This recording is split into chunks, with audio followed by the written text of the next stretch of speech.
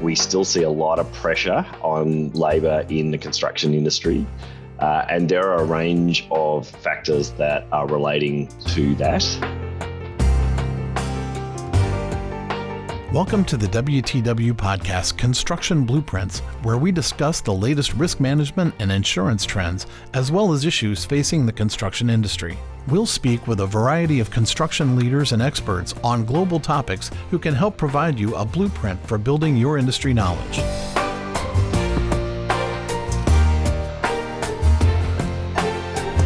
Hello, and welcome to our WTW Construction Blueprints podcast.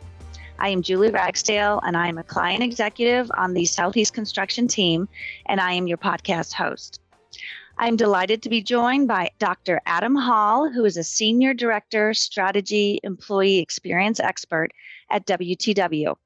Adam has built his career around people and helping build a better culture. Good morning, Adam.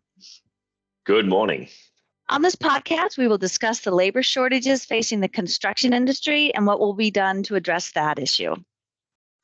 Pre-COVID, Adam, the construction industry was already facing labor shortages. COVID intensified the problem. Are you seeing any relief to the shortages, or at least a sign the issue is being turned around? Well, it's a complex picture globally, of course, but generally, we still see a lot of pressure on labour in the construction industry. And there are a range of factors that are relating to that.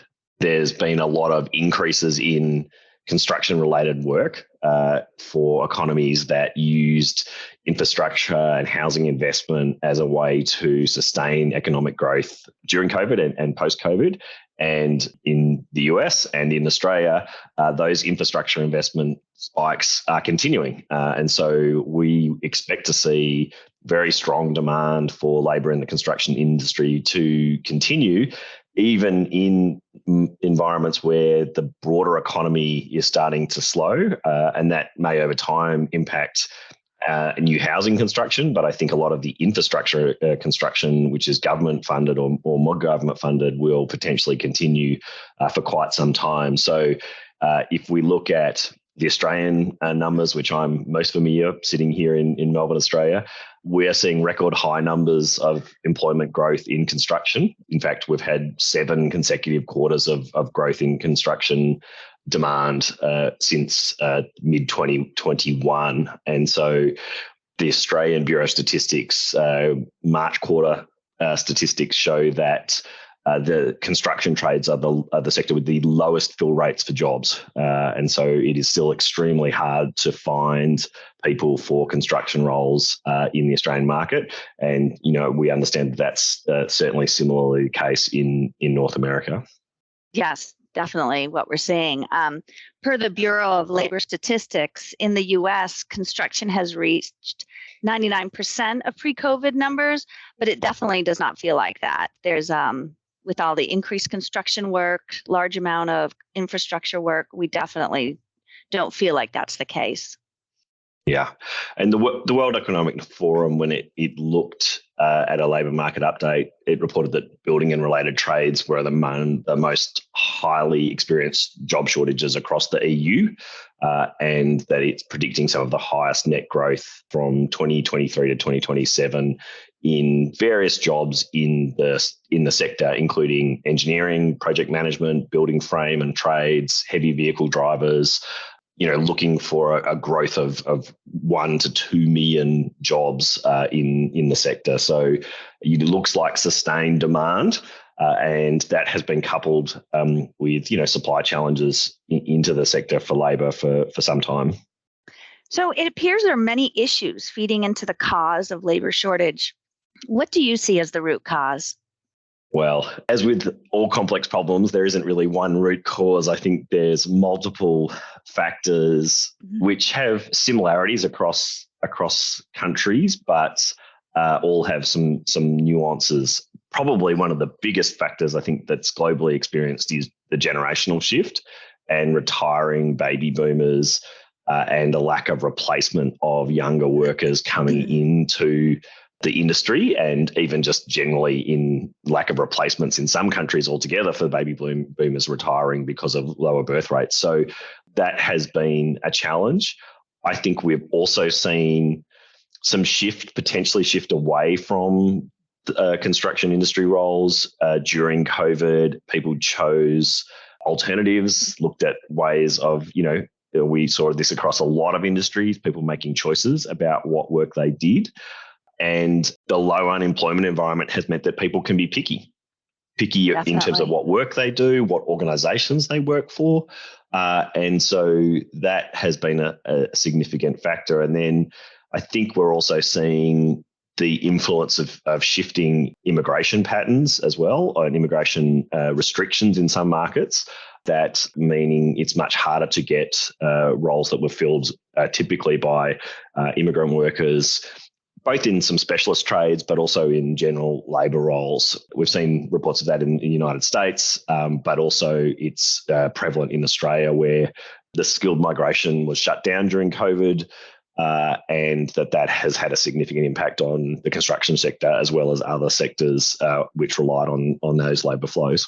Do you think the impact is greater on the smaller contractor or the larger contractors? I think overall, it's probably greater on smaller contractors. Typically where we see these macro shifts or challenges in the market, larger contractors have a more capacity to absorb costs that flow on from looking to pay higher wages, expand benefit opportunities, potentially even look at investment in things that they need to do to attract more workers. They're also potentially more diversified. And so pressure in one sector or one kind of work can be offset possibly by drawing workers from other regions or other markets if they're global players. And so they have a little bit more capacity to respond to those environments. But they also potentially have larger projects at risk from labour shortage. So, the cost of delays for some of the very large projects because of labour shortages might be, very substantial to larger contractors. And depending on the contract arrangements, the consequences in terms of penalties that they might pay or payments that they might not receive for meeting deadlines could also be very significant. So, yes, probably larger contractors have more capacity to withstand the changes, but they're not immune from those impacts either. Right. So construction companies recognize the labor shortages and they're beginning to take action. What have you seen contractors do that has proven to be successful? Yeah, I think one of the first things has been through COVID, this was a general shift to a stronger focus on employee needs and employee wellbeing needs in particular. And so for organisations that had been able to do that and sustain that focus, that is very attractive to employees now. So again, it's a very different picture depending on what market you're in globally. But in all markets, we're seeing employees really value a emphasis on employee wellbeing and greater flexibility. So notwithstanding many of the construction roles can't be done remotely and they have to be done on site. We've seen interesting thinking and programs developed by some of the construction organisations around trying to enhance flexibility for their workers as a way to make those roles more attractive. So it's all about trying to draw people to your organisation and draw people to the sector by presenting a more attractive picture of working in the sector. It's, historically had a reputation as, dangerous, dirty, very male-centric work. And that means that it's a very narrow talent pool that organisations have been pursuing. And when labour gets tight, we need to try and think about how can we expand the pool that we're drawing from. And so that's really the strategies that we're seeing organisations adopt. So looking for ways to expand the talent pool they can draw on, maybe trying to retain older workers by staging retirement, kind of transition to retirement programs, pairing older workers up with young workers to accelerate mentoring into those roles, trying to reach out into high schools or markets where we might be able to draw people into the industry early on and increase the number of people coming into the industry. And then I think it is just around doing a better job of retaining people in the organisation through, better culture, manager capability for supervision, making things a better experience, better wages, better benefits. And so certainly one of the big challenges in the Australian market, which we see, is a very high dropout rate of apprentices in the trades. And there's a whole range of reasons for that, but one of them is the pay is particularly poor in the Australian market relative to other things. And often the treatment by more senior tradespeople is not great. And so people with those two things combined don't want to stick around for that experience, even though we now see that in many roles, particularly the skilled trades, electricians, plumbers, perhaps carpenters to a less extent, but other kinds of skilled trades, welders, boilermakers, the demand for those skills is very high, and the salaries can end up being quite substantial. So markets like Australia, where the mining industry also looks for a lot of those trades and will pay very high salaries for those trades, it can be a very attractive proposition. And construction, where you might be able to work more consistently closer to your home rather than flying to a remote mining site, should be a very attractive alternative for those roles.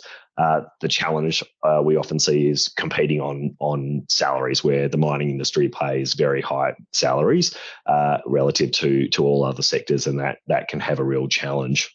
The counterpoint that we've seen from construction clients is really trying to focus on what they can offer, which is greater flexibility, greater well-being, investment, and some good use and clever use of incentives around whether it's project completion bonuses or whether it's quality performance bonuses for performance. All of those things can be part of the role about how to make it more attractive to more people to join the industry.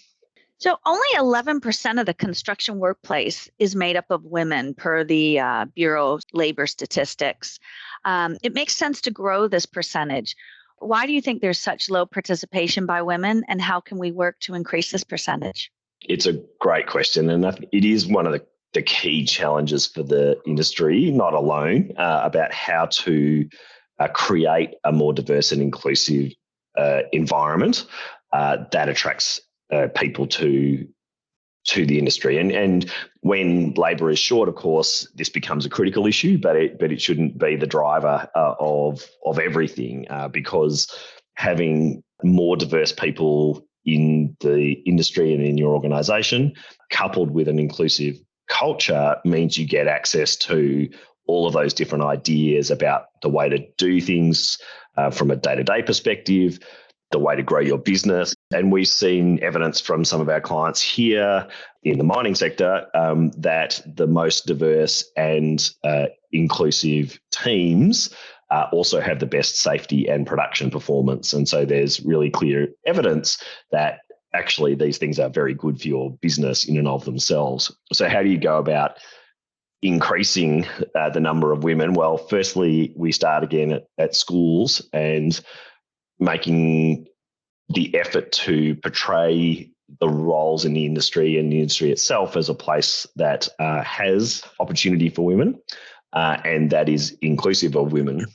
Now, none of that will work unless the culture inside organisations is actually inclusive. And so there is work for organisations to do to make sure that they are providing a safe and inclusive workplace, and that is importantly driven by a tone from the leaders in these organisations, the tone from the top, owners, leaders, project managers, around making sure that they create the right environment for women.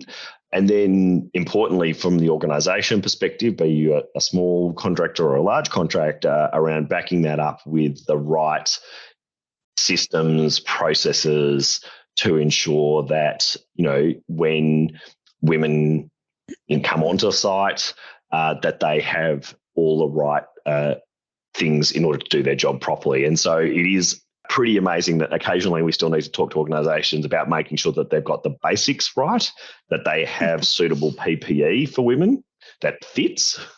They actually have made sure that the physical security arrangements on site, if women are leaving, arriving early, parking a long way away, or have a commute that takes them through somewhere that's not well lit, that on site you have appropriate break and change facilities. And if you're really progressive, that you even accommodate things like changing rooms and feeding rooms for women if that's needed for them. And so those kind of seem like small and obvious things, but it is not infrequently that we talk to organisations where these things are not put in place appropriately before women come on a site. And then, of course, that leads to a very unsatisfactory outcome. And so kind of go to all the effort of trying to attract more women into your organisation and then not providing the appropriate work environment for them. And of course, they don't stay.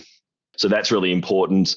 But inclusion and the work that you do to create a more inclusive environment for women actually makes a more inclusive environment for everyone. The evidence is quite clear that the more inclusive we make workplaces, the better it is for everybody, because everyone has more opportunity to have their voice heard.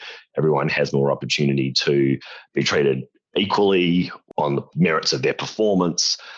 And so that is a net benefit for everyone. So someone like I will say, notwithstanding the labour challenges, focusing on enhancing diversity and creating an inclusive environment is a really important thing for organisations to do to ensure the health and sustainability of their business more broadly.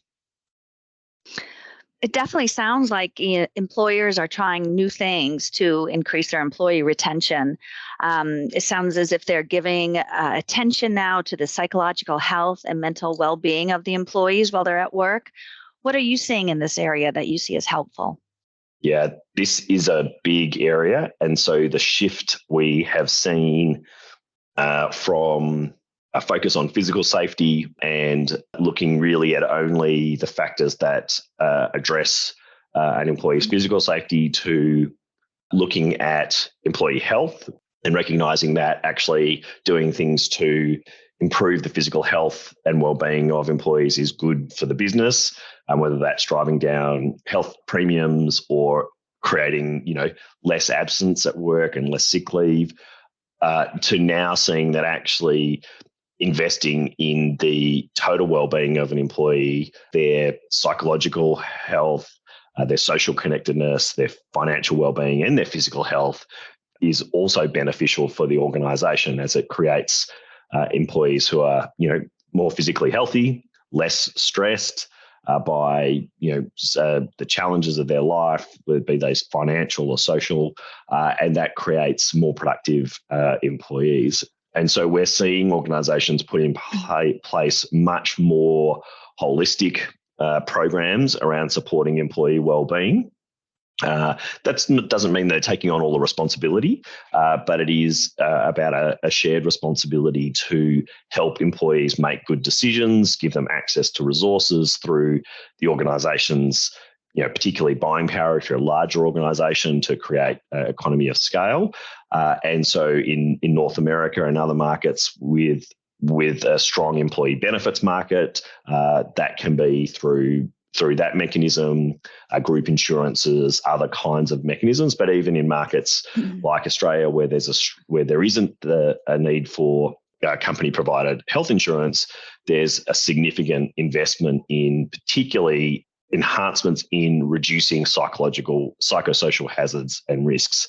And that is coming partly because governments are passing legislation in some markets that require it. So Mexico, for an example, where there is required assessment of psychosocial hazards. There's a new global standard, ISO 45003, that organisations are looking at to understand the psychosocial hazards that employees might experience. And then in Australia, we've recently had a law passed that requires a positive duty from directors around psychosocial hazards. So this becomes a directors and officers issue that the directors of the company need to assure themselves that they're doing everything possible to reduce the risks of psychological harm to their employees. And so all of these things coming together are starting to really provide a drive for employers to invest in creating an environment that is psychologically safe for employees. That minimises hazards and risks, both from a physical and psychosocial perspective. And so that is a good thing, because we actually know that investment in these things up front has payoffs for, again, productivity and reductions in absence. And in markets like Australia and others where there's premiums paid to workers' compensation schemes, the cost of workers' compensation for psychological claims far exceeds the cost from physical health claims, because someone might suffer a psychological injury in their 40s and be unable to work ever again. And so you are then paying the cost of that claim for potentially 20 years. And physical injuries that have that kind of occurrence are relatively rare, but the rate of increase in psychological injuries that have that kind of profile is growing exponentially. And the insurers will tell you that they are likely to overtake the cost of physical injuries very soon. So, we're seeing a lot of things that organizations do to address that. So training mental health first aiders in their organisations to be a first point of reference for both staff and employees who have challenges. They're investing in manager capability more broadly to recognise the signs of someone who's really struggling. And they're looking at a whole range of employee benefits to support that, whether that's insurances, whether that's different kinds of leave, but also, offering different kinds of health and wellbeing benefits that provide real value to the employee. And I think importantly, also looking at how do we reduce the source of stresses and risks in the organisation. So we don't want to make this only about individual resilience or coping after something has happened, but it's actually about taking proactive, preventative actions to identify hazards and risks, and then trying to, change the likelihood that they will occur through the way you run your organisation. Great. Sounds like some big strides are being made in improving the employee environment. Adam, thank you for contributing to this episode and for sharing your perspective on such an important topic. Thank you to everybody who listened, and thank you for joining the WTW Construction Blueprints podcast. We'll talk to you on the next one. Thank you for joining this WTW podcast featuring the latest thinking and perspectives on people, capital, climate, and risk in the construction industry. For more information, visit WTWCO.com. Willis Towers Watson offers insurance-related services through its appropriately licensed and authorized companies in each country in which Willis Towers Watson operates. For further authorization and regulatory details about our Willis Towers Watson legal entities operating in your country, please refer to our Willis Towers Watson website. It is a regulatory requirement for us to consider our local licensing requirements. The information given in this podcast is believed to be accurate at the date of publication. This information may have subsequently changed or have been superseded and should not be relied upon to be accurate or suitable after this date. This podcast offers a general overview of its subject matter. It does not necessarily address every aspect of its subject or every product available in the market, and we disclaimer all liability to the fullest extent permitted by law.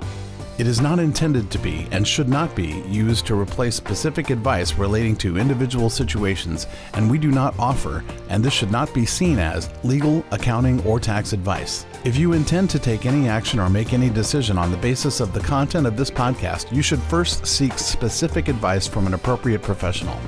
Some of the information in this podcast may be compiled from third-party sources we consider to be reliable. However, we do not guarantee and are not responsible for the accuracy of such. The views expressed are not necessarily those of Willis Towers Watson. Copyright Willis Towers Watson 2023. All rights reserved.